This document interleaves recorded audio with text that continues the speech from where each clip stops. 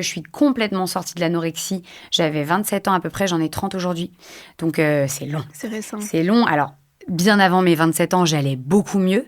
Mais je savais qu'il y avait plein de steps à passer pour me dire, ça y est, je suis pleinement guérie. Et moi, le dernier step que j'ai passé, ça a été le fait d'être capable d'aller manger chez une copine sans maîtriser ce que j'allais manger.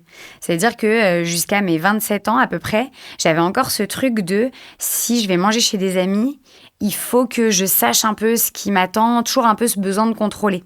C'est-à-dire que plus aucun souci à manger un burger, à manger une pizza, à manger des cookies, à machin, mais il faut que je sache quand même quand je vais le manger un peu pour m'y préparer psychologiquement. J'avais besoin un peu d'une préparation. C'était comme de l'anxiété un peu finalement. Ouais, exactement. Un peu comme de l'anxiété autour de ça.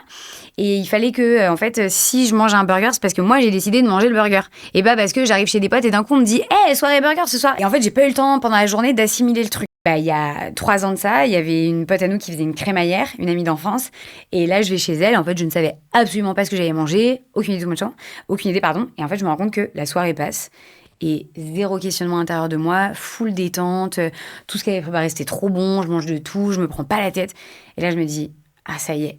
C'était le dernier truc qui me manquait. » Et trop contente de me dire purée, ça y est, c'est passé.